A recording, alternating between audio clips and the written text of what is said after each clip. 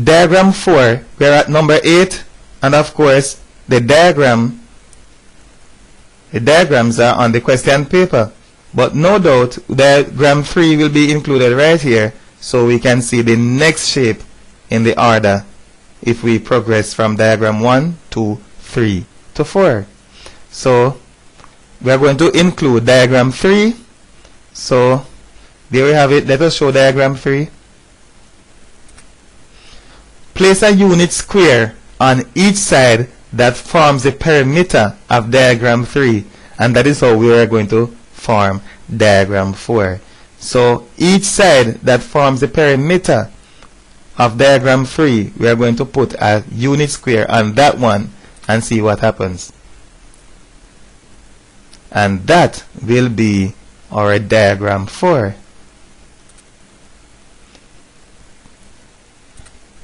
Diagram 4.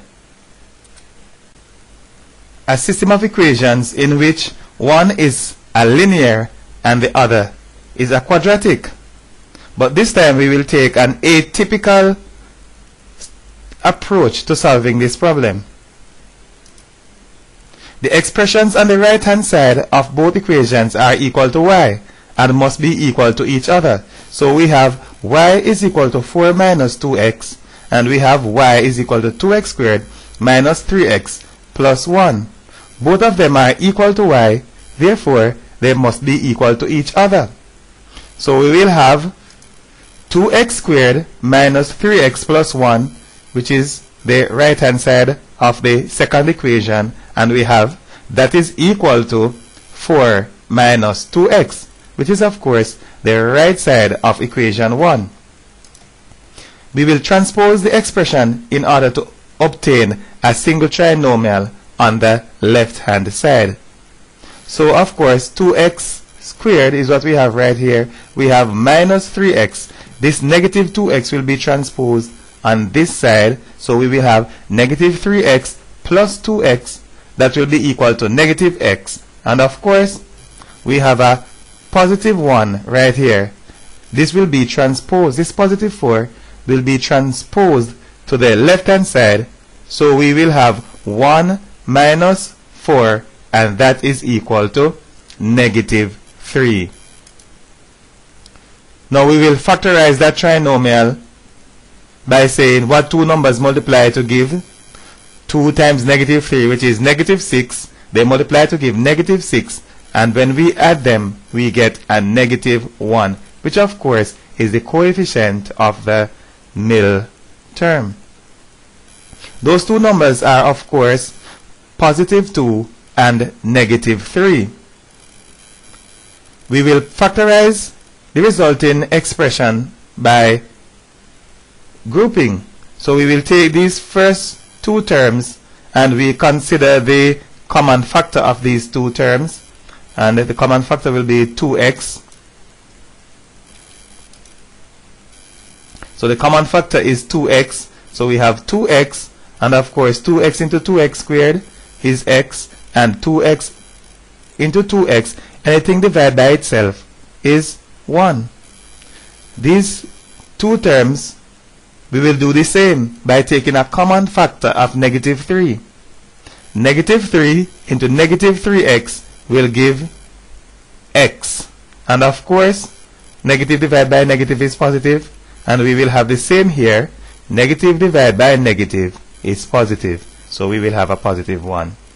We will finally take the common factor again, and of course no problem seeing this common factor as x plus 1, and the other two terms 2x minus 3 will occupy 2x minus 3 will occupy the other bracket. So the resulting factorized form of a quadratic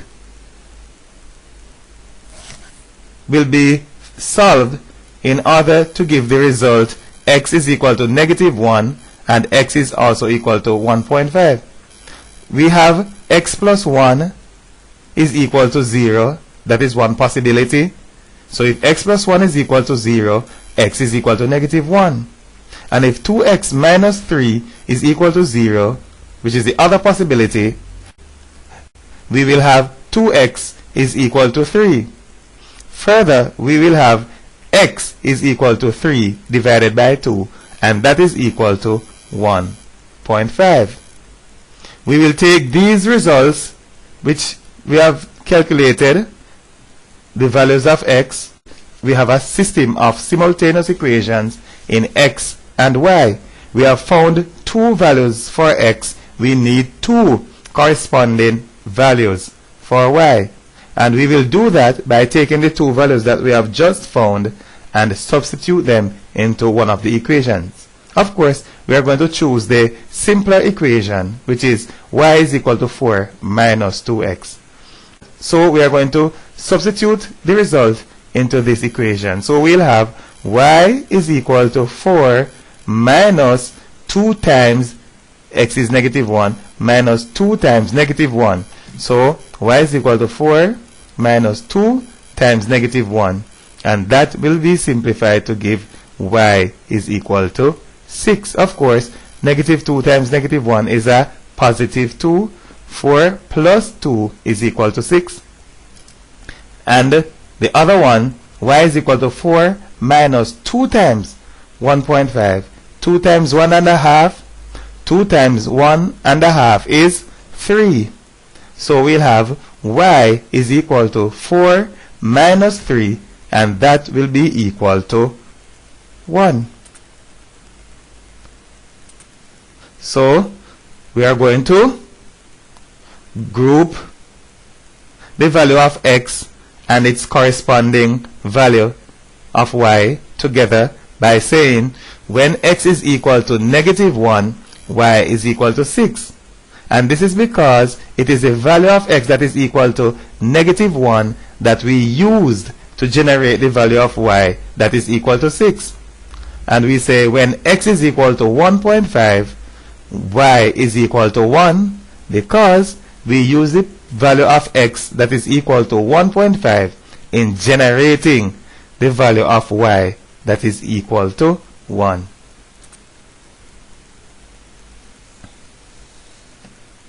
We are expected to express the trinomial that we have there in a form, in a particular form, and we are familiar with that form to the extent that we know that we need to complete the square. So we are going to complete the square on that expression.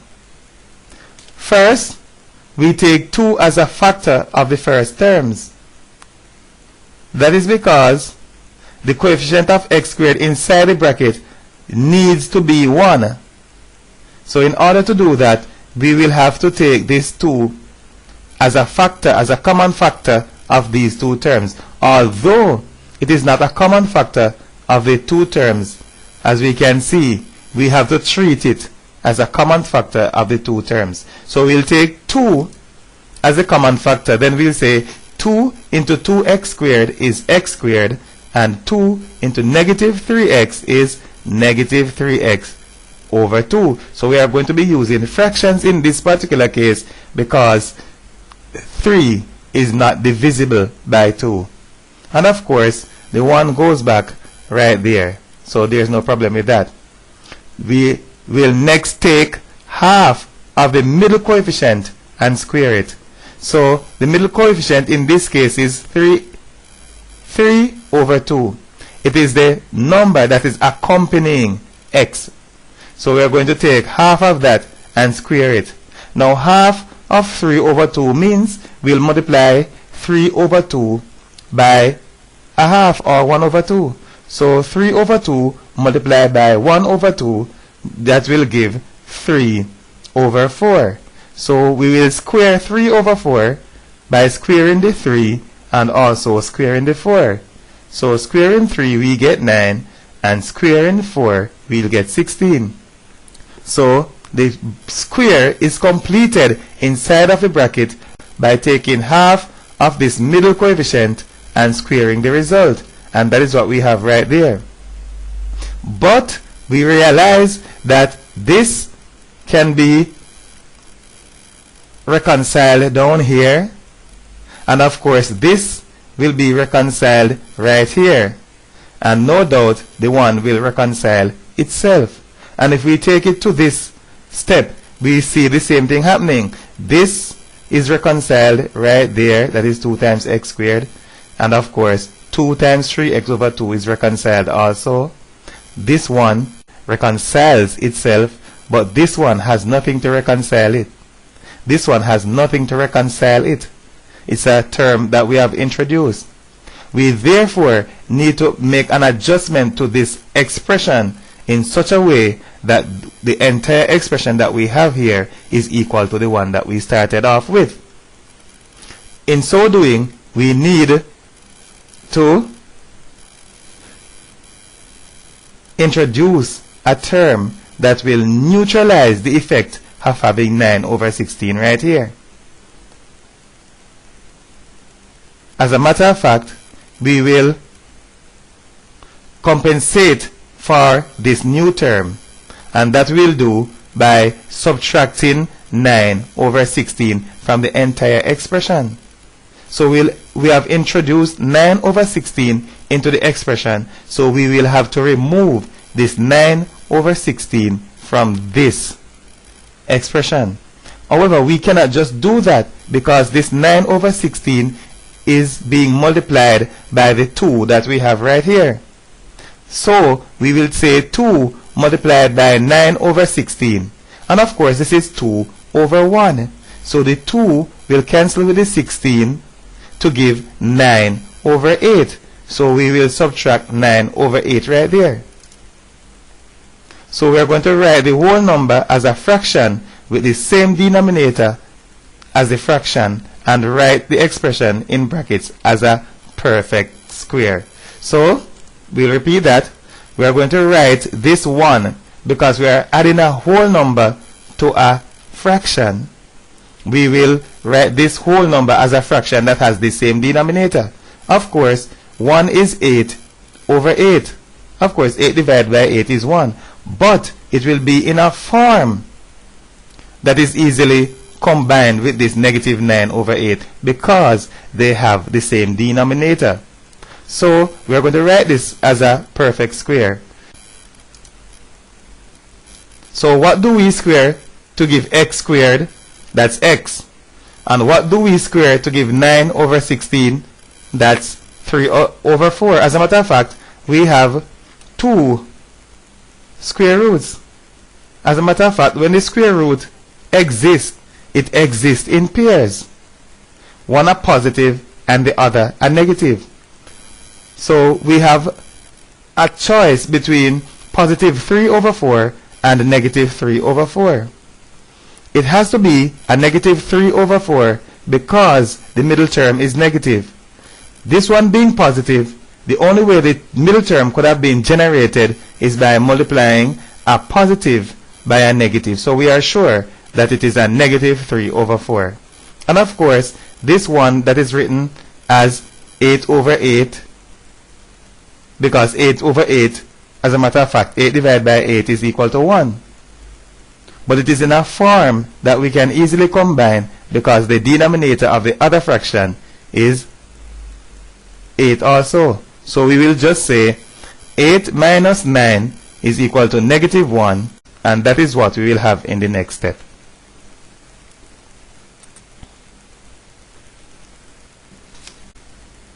We need to use this expression that we have just arrived at in order to find the minimum value of the expression that we have right here. And of course, what do we know? After we have completed this square, the minimum is the constant value that is outside of the bracket. So the minimum is this value that we have right there. So the minimum is negative 1/8. The value of x at which the minimum occurs, that is what we need to determine next. The value of x at which the minimum occurs. The minimum occurs when the expression inside of the bracket is equal to 0. That is when x minus 3 over 4 is equal to 0. So if x minus 3 over 4 is equal to 0, then x is equal to 3 over 4. And that is what we have right there.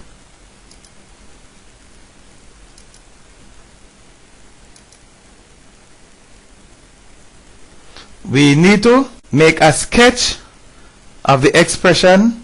Let us go to the next slide and point it out. We need to make a sketch of this expression. And in our sketch, we need the coordinates of the minimum point, the value of the y-intercept, the values of x, where the graph cuts the x-axis. So the coordinates of the minimum point are taken from the completed square. And that is what? 3 over 4 and negative 1 over 8. So we have 3 over 4 and negative 1 over 8. So those are the coordinates, 3 over 4, negative 1, 8. The value of the y-intercept is a constant value in the original expression. In the original expression, the constant value is 1. So the y-intercept is equal to 1. For the values of the x-intercept, we will equate the expression to 0 and solve the resulting equation. So that is the resulting equation. We will equate it to 0 and we will solve that equation. And of course, it's another trinomial that we factorize by saying what two numbers multiply to give 2 times 1, which is 2. And when we add them, we get negative 3. So those middle coefficients will be negative 2 and negative 1. Those are the two numbers that will multiply to give a positive 2. And when we add them, we get a negative 3. And of course, no problem, common factor of 2x there. And over here, we have a common factor of negative 1 for the second pair. So we say negative into negative is positive, and negative into positive is negative. The resulting values of x, which will be the x-intercepts, are 1 and 0.5. And those we are going to show on the axes. They will be among the points of interest, along with the y-intercept and the minimum point.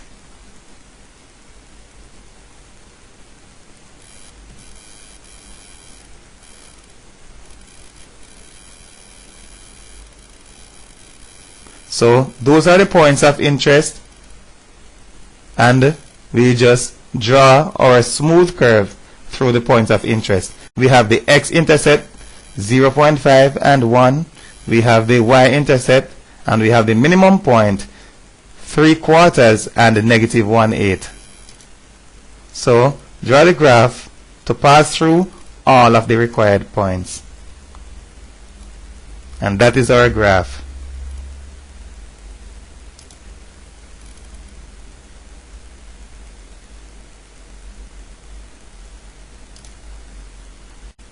Next, we are required to sketch on the graph that we have just drawn the line which intersects the curve at the values of x and y calculated in part A of this same problem. And of course, we will be reminded of the values. The values of x are negative 1 and 1.5. And what are the values of y? If we can remember, one is going to be 6 and the other one is going to be 1. So negative 1, 6 and 1.5, 1. So we are going to locate the corresponding points on the curve. Right. And draw the line through the 2 points. And that is all that is required. The next problem is one of the linear programming type. The owner of a shop wishes to buy X guitars and Y violins.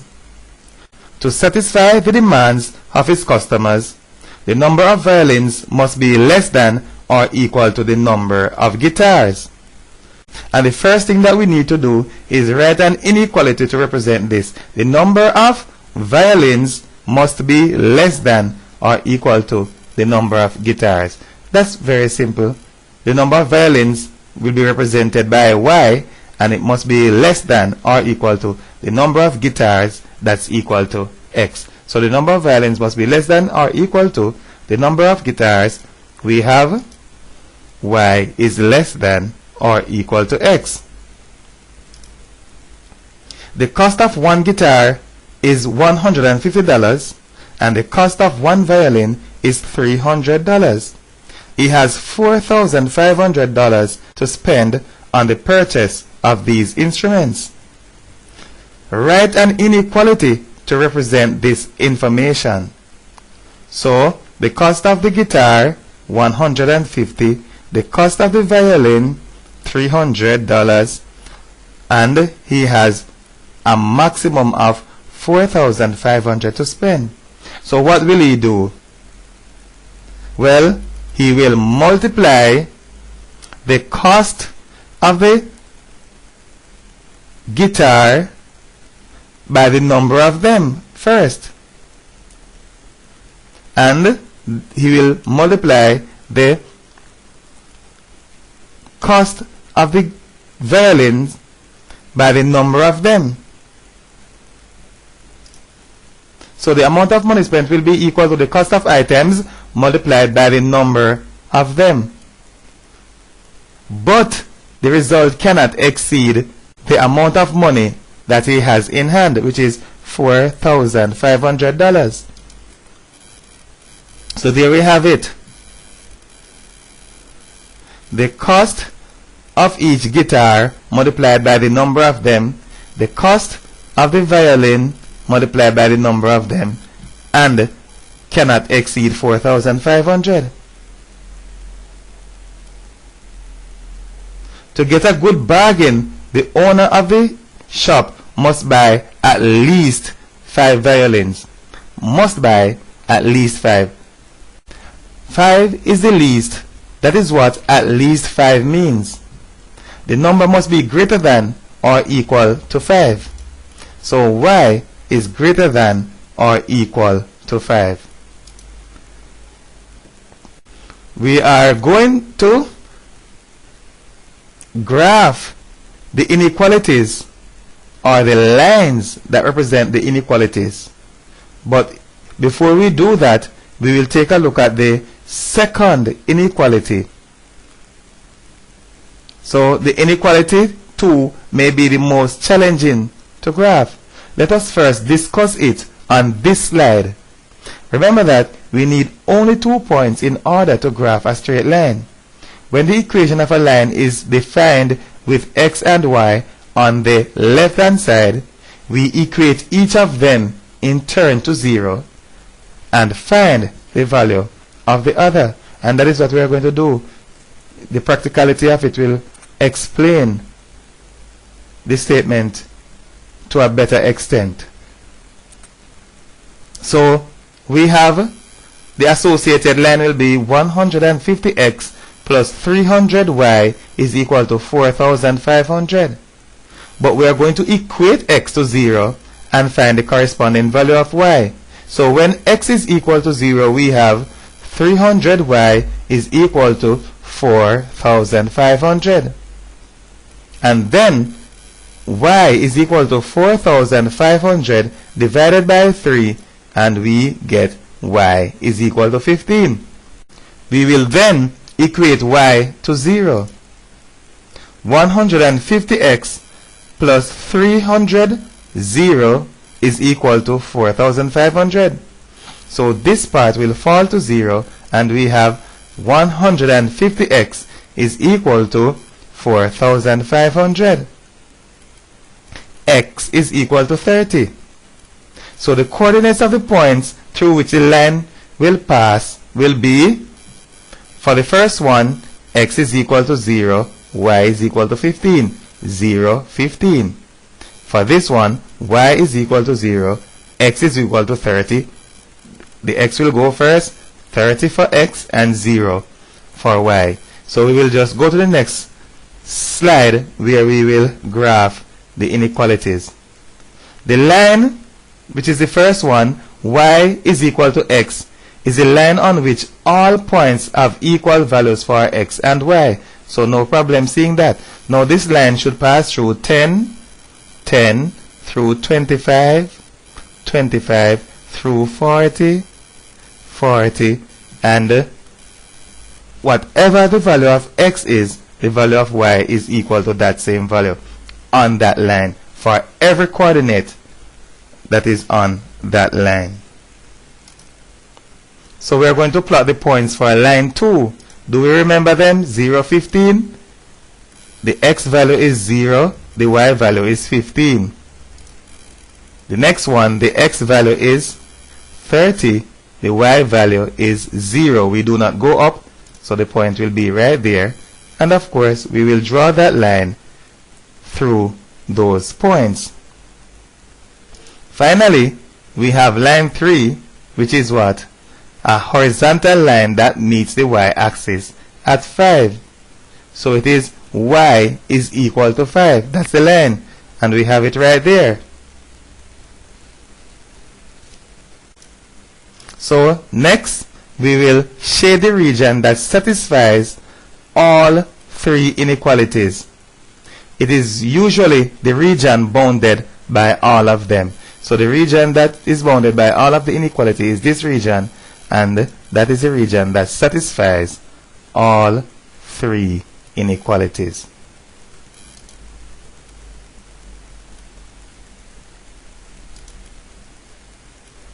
So write down the vertices of the shaded region. That's easy. Let's see. We have the first one there, 10, 10. Then we have the other one, 25. Then we have the final one that is right there, and that is 5, 5. I hope that we don't have 5, 10. Right, 5, 5. The owner of the shop sells the instrument to make a profit of $60 on each guitar and $100 on each violin. And we are going to express that objective function, the total profit, in terms of x and y. So of course, the profit that will be made overall will be equal to the profit that is made on the violins added to the profit that will be made on the guitar. So we take the number of guitars and we multiply by the profit on each. So the number of guitars is x, and we multiply by the profit on each, which is 60. So we'll have 60x. We are going to take the number of violins, y, and we are going to multiply that by the profit on each. So for each item, multiply the profit by the number of them, add the result of both items, and see what we will get. 60x plus 100y, as discussed before, and that is our objective function.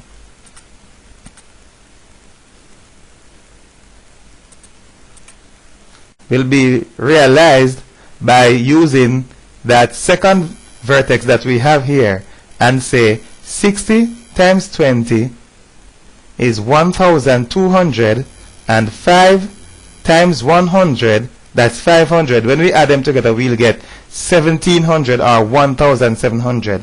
If we do a little quick experiment with these, we have 100 times 10, that is 1,000, and 10 times 60 is 600. So that is going to be 1,600. So that is the vertex that will give the maximum profit, and we'll calculate the maximum profit: 60 times 20 plus 100 times 5. So the maximum profit is $1,700.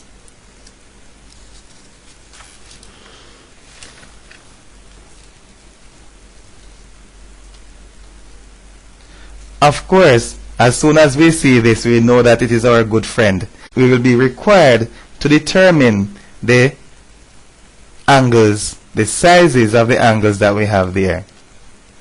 Okay, so let's go.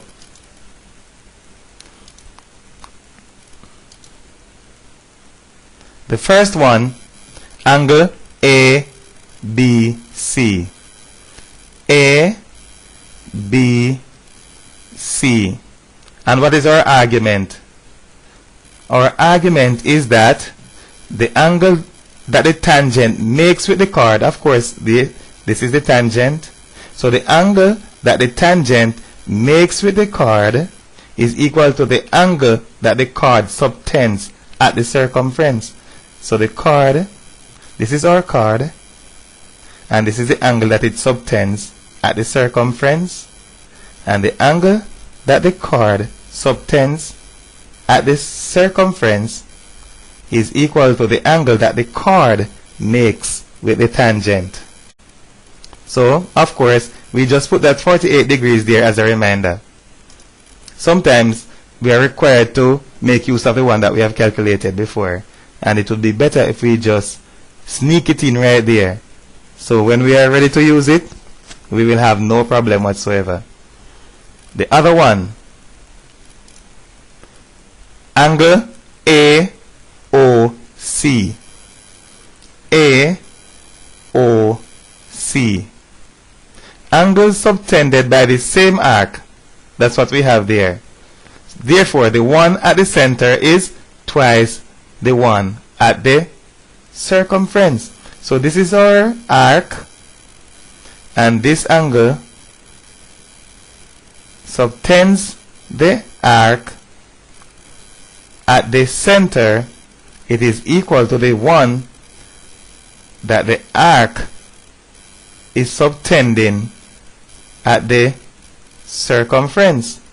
So the one at the center is twice the one at the circumference. So we have AOC is equal to 48 multiplied by 2, which is equal to 96 degrees.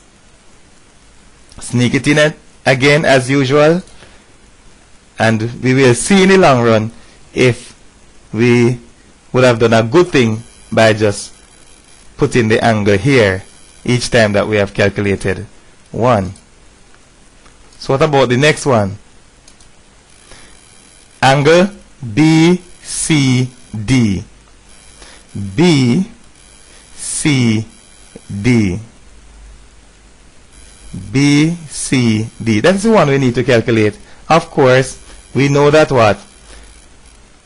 The tangent and the radius meet at 90 degrees. So OCD is 90 degrees. But this one is 26. So the one that we need, BCD, is the rest of the 90 degrees. 90 minus 26 is equal to 64 degrees. And of course, we are going to sneak it in right there. If we keep doing that, then when we go down to the others, as a matter of fact, sometimes we are required to use the angle that we have calculated before. However, because we don't write them in a small form or in some form or the other inside of the diagram, when we get there, we will be at a loss because we cannot see how the angle that they are asking us for is connected to the entire diagram. So we have BAC is equal to 64 degrees. BAC is equal to 64 degrees, and let's see why. BAC. And of course, we realize that we have what? The tangent with the chord. The angle that the tangent makes with the chord is equal to the angle that the chord subtends at the circumference. So this being 64, the other one that we have there will be 64. So let us include it right there. And we are required to calculate what? Angle OAC. So we are required to calculate angle OAC, which is which one? OAC. So we have OAC. OAC. Of course, the triangle that we have right here is isosceles because this is a radius and this is a radius. They are equal, so that makes this triangle an isosceles triangle. So the 96 that we have there is one angle, and the other two will be added to give the rest of 180. So then 180 minus 96 will be the size of the other two angles together, and then when we divide that by 2, we get the size of each of those two equal angles, and each one of them will be 42 degrees.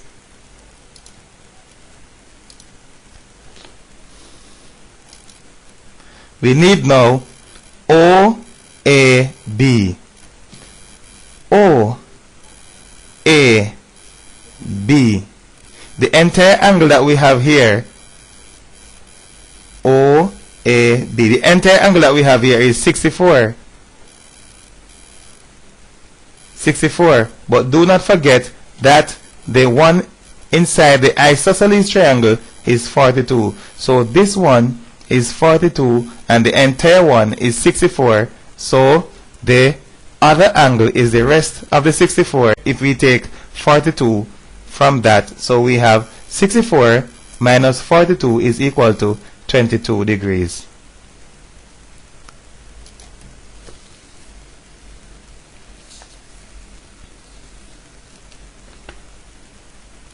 This diagram shows the position of two hurricane tracking stations, P and Q. Relative to a point O, P is on a bearing of 25 degrees from O, and OP is 400 kilometers. Q is on a bearing of 80 degrees from P, and PQ is 700 kilometers. So we have the diagram there copied on our slide, and we are required to put some information there. So the bearing from O means that the angle that represents the bearing is at O. So if we're going to be taking the bearing from O, we are going to have the angle representing the bearing at O. We are going to have the angle that represents the bearing at O. And the line, of course, is OP. In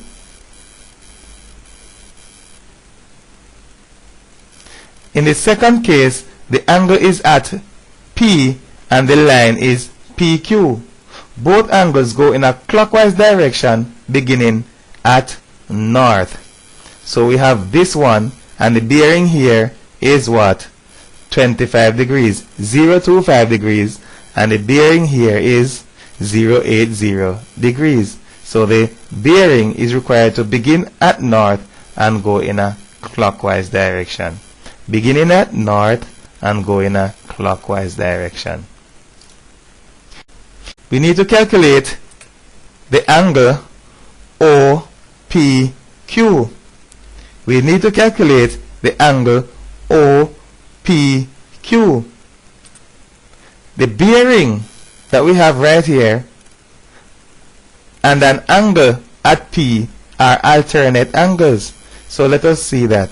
Here we have a vertical line and another vertical line. So these two lines are parallel.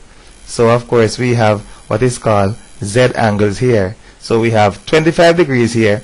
Here is also 25 degrees. We need to find the angle OPQ. What about this one? This angle is the rest of 180 degrees. This is a straight line.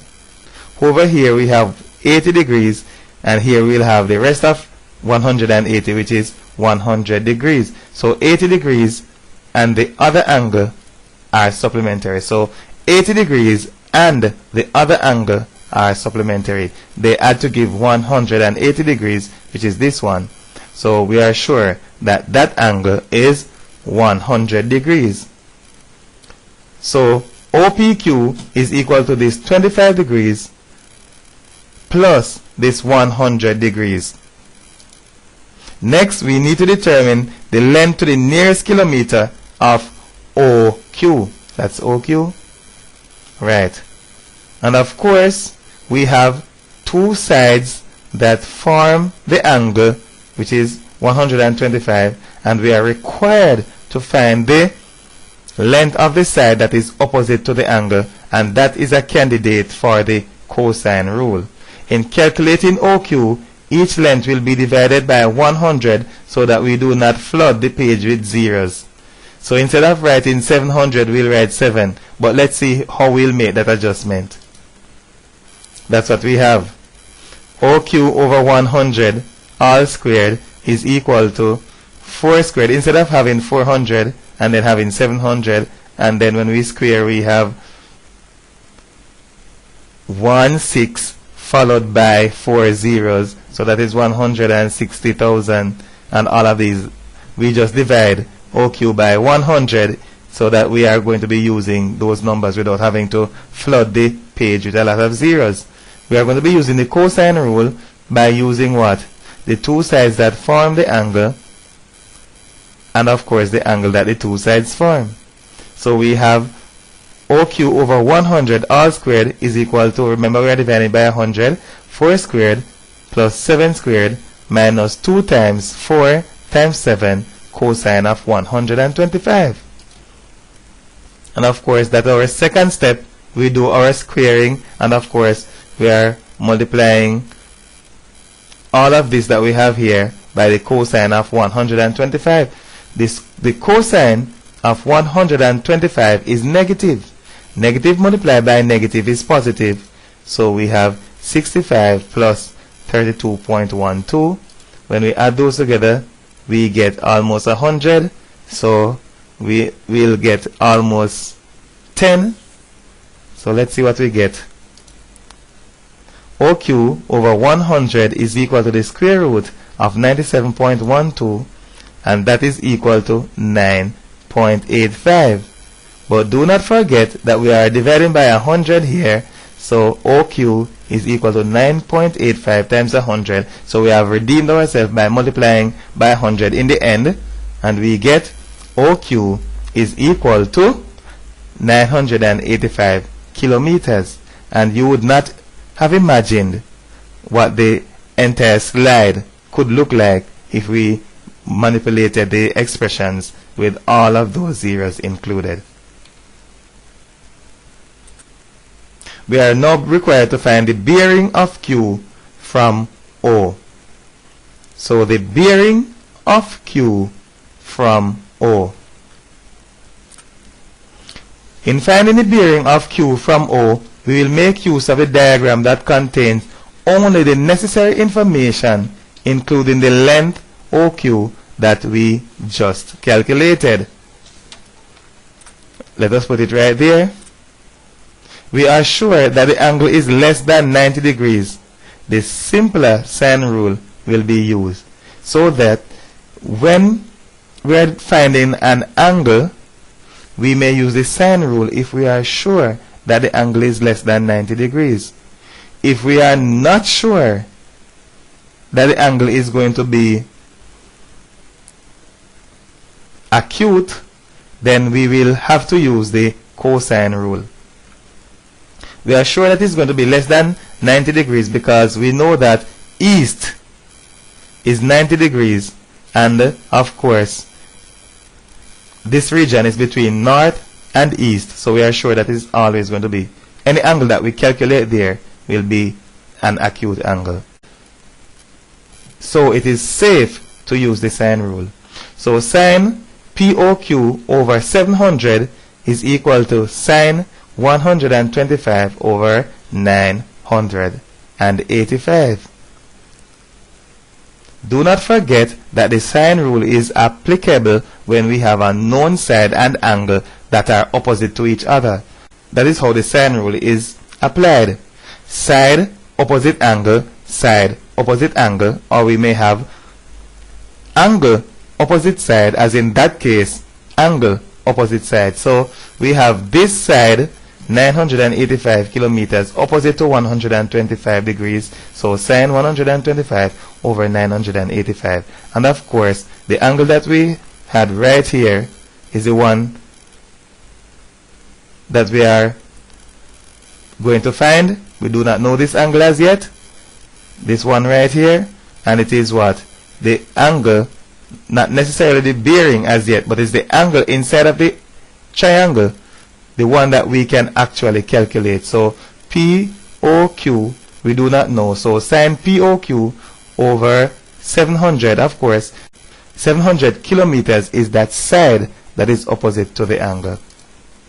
So POQ is related to the bearing but is not equal to the bearing. Right. And can anybody tell me why it is not equal to the bearing? Because it doesn't begin at north. That is why all bearings are angles that begin at north. And of course, they are determined in a clockwise direction. So by transposition, we have sine POQ is equal to 700 sine 125 over 985, and that simplifies to give 0.582. In order to find POQ, we will find the sine inverse of 0.582, and that is equal to 36 degrees.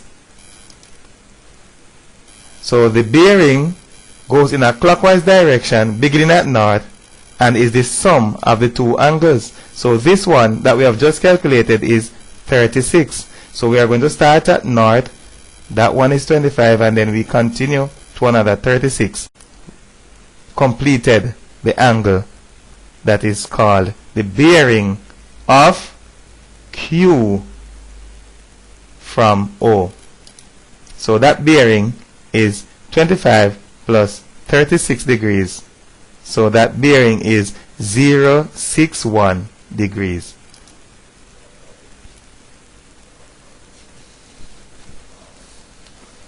The diagram that we have right there shows the sketch of the Earth with the north and south poles labeled N and S. Arcs representing circles of longitude 35 degrees east. Do not forget, this one is east, so this one is the 35 degrees east one, and 15 degrees west, so this one is the 15 degrees west. And of course, the circles of latitude 0. Which circle has latitude 0? The equator, of course.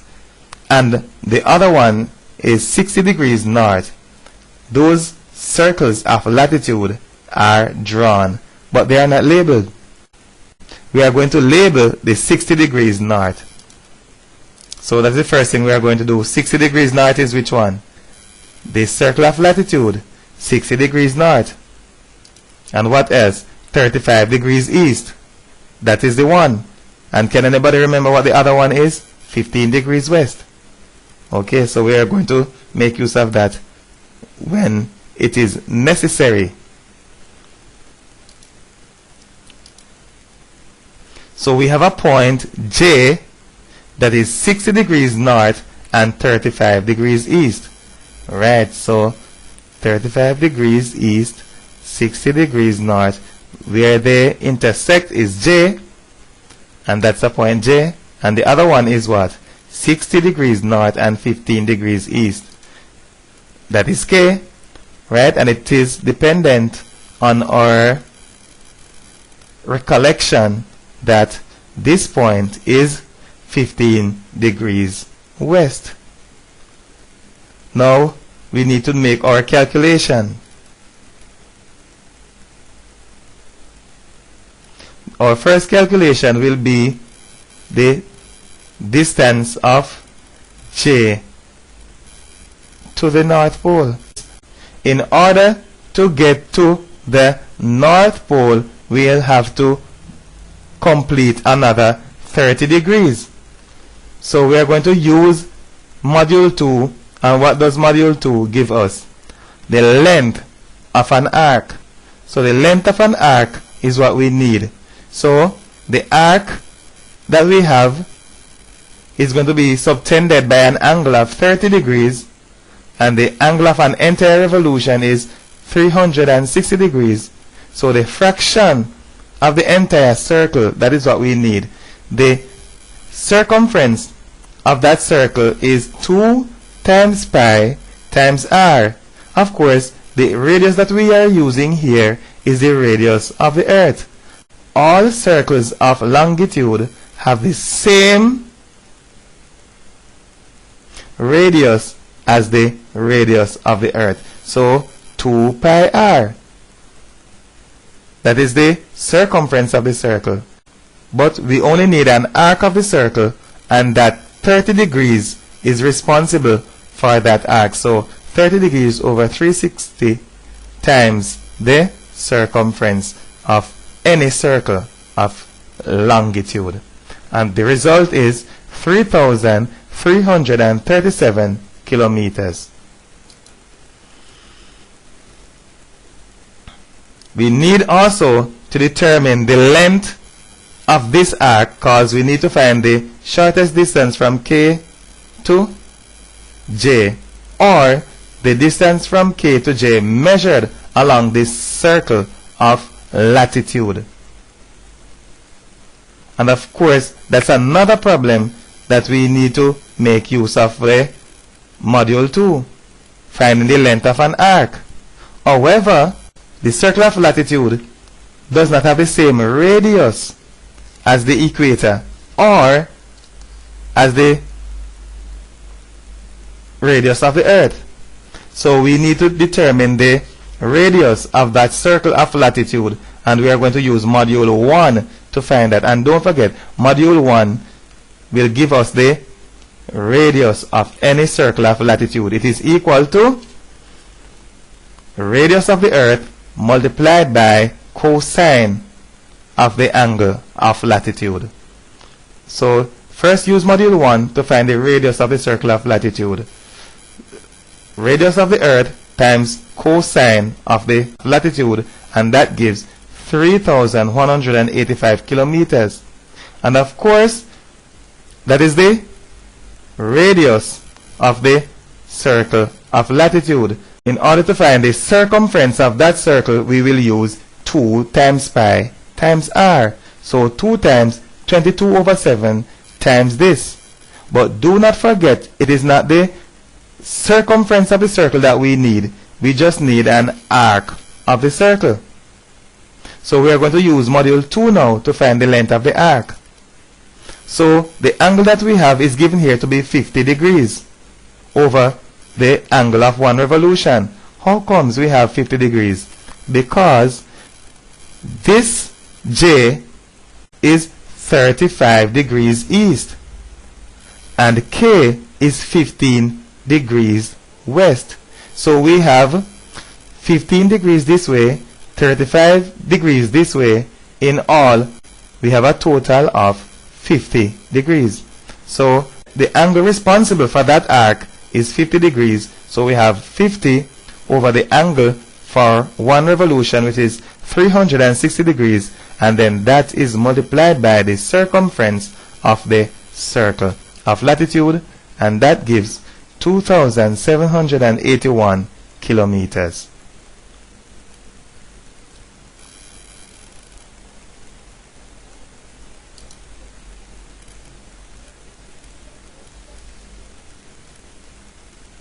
So we have now a point H that is located 202 kilometers due south of K.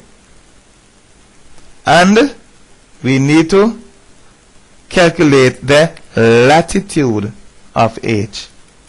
So all circles of longitude are great circles and have the same radius as the earth. So we will use module 3 to find the angle associated with the arc. That's what we need. We need to find the angle associated with the arc if we are going to find the latitude. Do not forget that the latitude is an angle, so we need to find the angle responsible for the arc. We will take the approach in which we use the formula or an application of the formula for the length of an arc and transpose the result in order to determine the value of theta.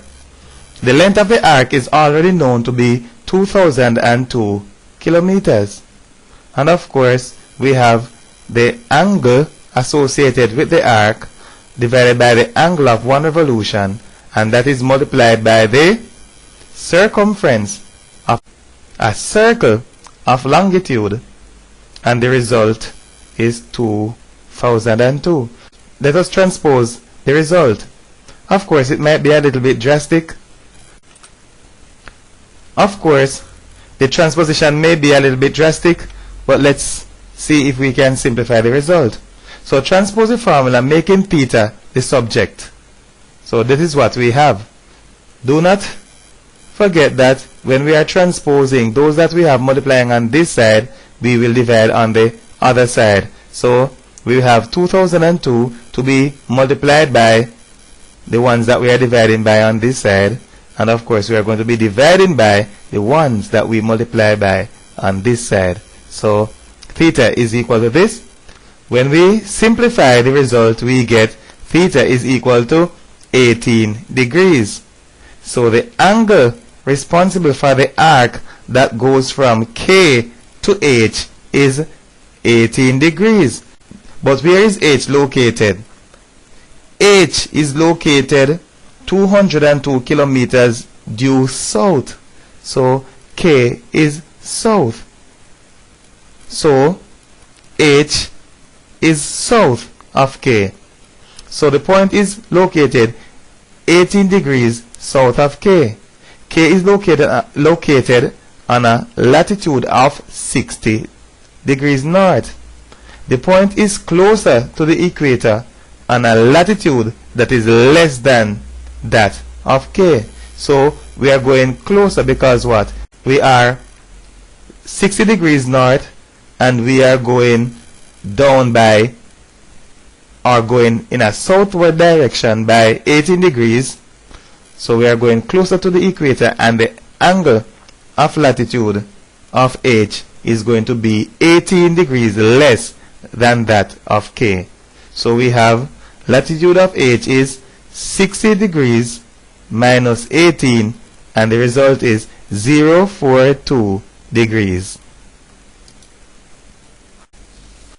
We have those two position vectors OA -2, 5 and OB 4, 2.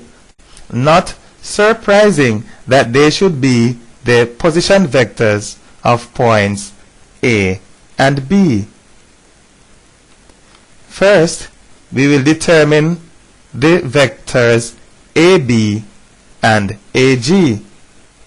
Of course, the point G lies on the line AB such that AG is equal to 1/3 of AB. We will clarify this statement as soon as we are attempting to calculate AG. So by the triangular law, AB is equal to OB minus OA, and that is what it is equal to. 4 minus -2 is 6, and 2 minus 5 is -3. So we'll have 6, -3. AG is equal to 1/3 of AB. And of course we know AB already. We have it right there. 6, -3. So AG is equal to 1/3 of 6, -3, which is equal to 2, -1. We are then required to find OG, the vector OG. So OG, we are going to be using a polygon of vectors this time. So we go from O to G, and that is equivalent to going from O to A, then from A to G. So we go from O to A, then from A to G. And we have OA. What is OA? -2, 5. And AG is 2, -1. So -2, 5 from O to A, then from A to G, 2, -1. Combining those give OG is equal to -2 plus 2 is 0, and 5 minus 1 is 4.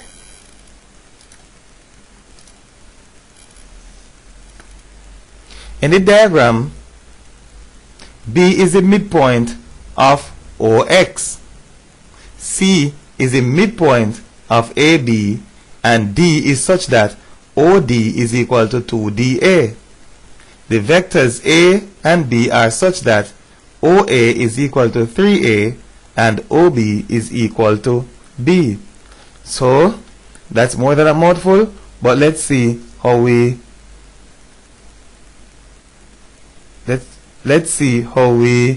include those in our diagram.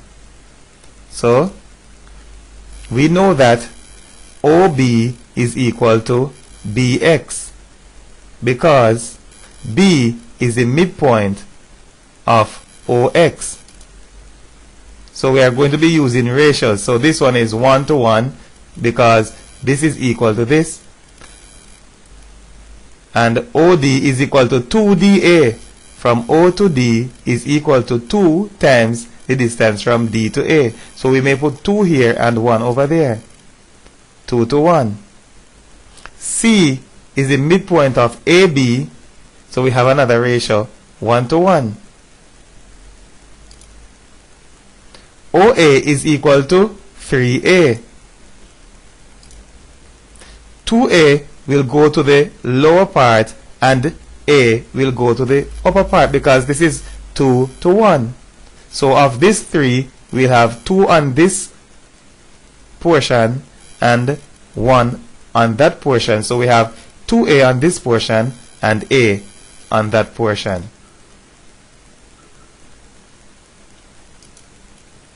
OB is equal to B. Therefore, BX is also equal to B because B is the midpoint of OX.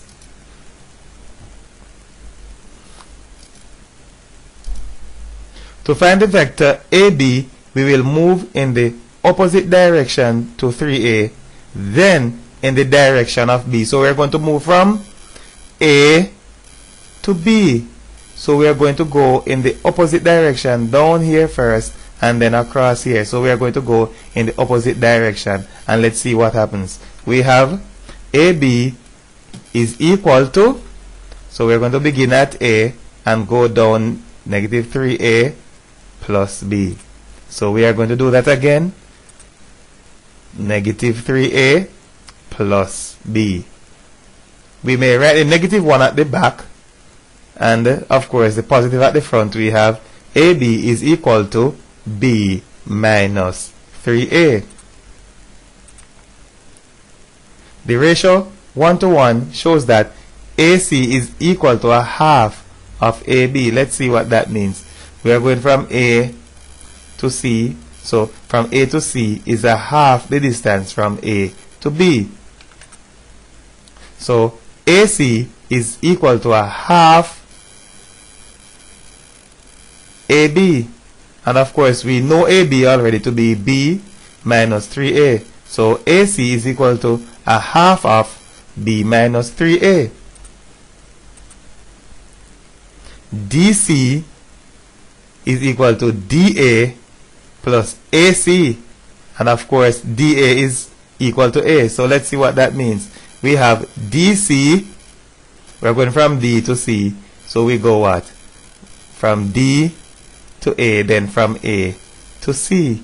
But DA is A, and from A to C is what? A half of B minus 3A. So what do we know? DC is, to get from D to C we go A, then AC, D to A, then A to C.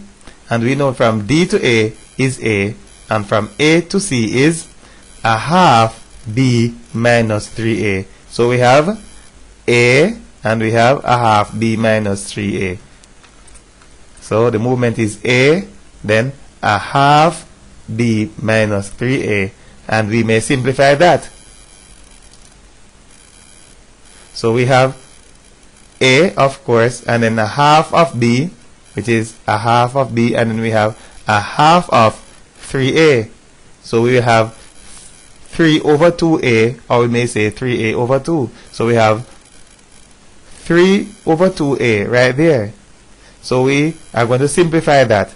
A half of B, that's the only term with B, so we're going to have a half of B down here. Then we have A minus 3 over 2A. We may look at it in two ways, that this is 1A, And if we're going to write that with the same denominator, which is 2, it is going to be 1 is actually 2 over 2. So we're going to have 2 over 2 minus 3 over 2. That is going to be a negative 1 over 2a. So we have 2 over 2a, which is 1a, from which we will subtract 3 over 2a. So 2 over 2 minus 3 over 2 is a negative 1 over 2. So we'll have a half of b minus a half of a. So dc is a half of b minus a half of a.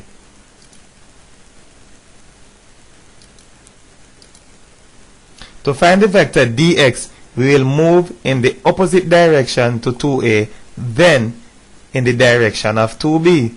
So from d to x. So we'll go negative 2a and we go all the way over here. So negative 2a, b, and another b. So negative 2a plus 2b.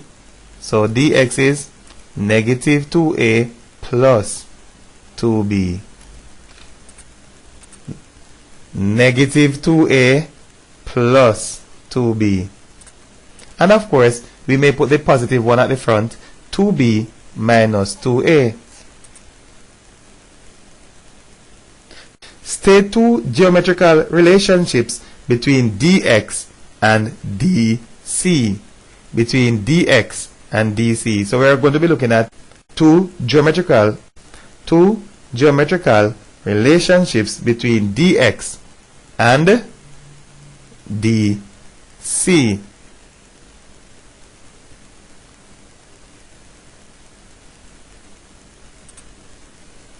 dc is half of a particular unit, which is, this is the unit that we are looking at, b minus a. So dc is a half of b minus a, because it is a half b minus a half a. So if we factorize that half, we'll get a half of b minus a. And dx is 2 times that unit. So dx is 2 times b minus a. We may therefore come to the conclusion that dx is equal to 4 times dc. Since one is merely a product of the other, then the two vectors are parallel. So the two vectors are parallel and dx is equal to 4 dc. So those are the two geometrical relationships that we have.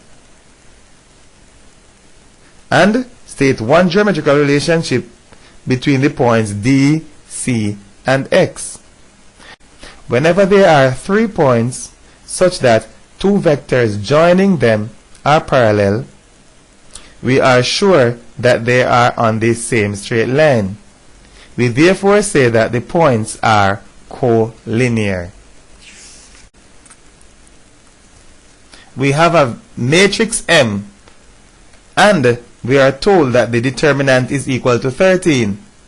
So based on that premise, we are going to calculate the value of x. So the determinant is equal to 13. Determinant is x multiplied by x minus 4 multiplied by 3, and the result is 13. So we have x times x squared, 4 times 3 is 12. So x squared minus 12, and that is equal to 13. So by transposition, we have x squared minus 12, and of course this 13 is going to be transposed to the left hand side also. So minus 12 minus 13. X squared minus 25 is equal to 0. And of course that's a difference of 2 squares that we factorize, and x is equal to a positive or negative 5.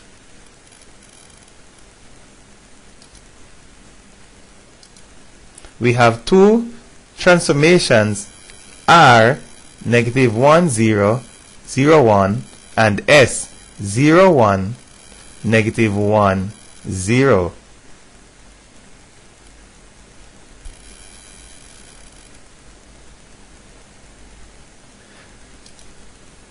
For S followed by R, we find the product RS. So we are required to determine the matrix, the single matrix product that will be responsible for carrying out the transformation represented by S followed by R.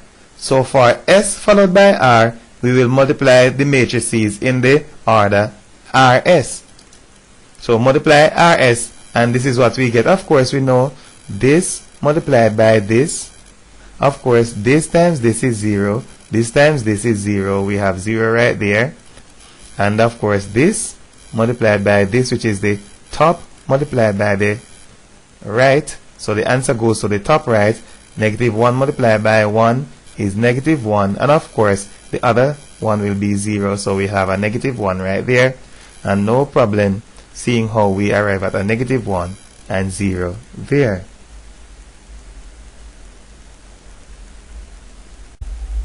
Next, we will determine the image of the point 5, negative 2 under the combined transformation in B. The combined transformation is this one, and we need to determine the image of a point 5, negative 2. So, in order to do that, all we do is multiply the point by the matrix. So, the matrix of transformation will go first, and we multiply it by 5, negative 2, written as a column matrix. In transforming the point 5, negative 2, we write it as a column matrix and multiply by the matrix of transformation. And of course, the matrix of transformation from this result here, and we multiply that by 5, negative 2, the result is 2, negative 5. The image of a point is a point, because we were required to find the image of the point 5, negative 2. So the image of a point is a point and has to be written in coordinate form. So we have to write that in coordinate form. M is a matrix 3, negative 1, 2, 5. So we need to determine the inverse of N. 1 over the determinant 3 times 5 minus negative 1 times 2 right there, and we are going to multiply this by the adjoint. What we get if we exchange places with these two and change the signs of these two. The simplification of this expression gives 1 over 17. 3 5s 15, and of course negative multiplied by negative is positive, so plus 2, 15 plus 2 is 17.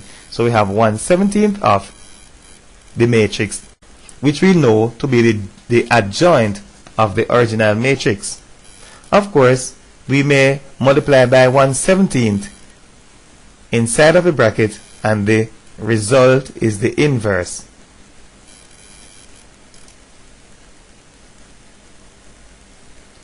When the matrix N inverse is to be used as a product, it is not wise to multiply by those 17ths. Take the 1/17 outside of the bracket and leave the whole numbers inside of the bracket. So we are going to be solving a system of equations, and of course we have that on the question paper.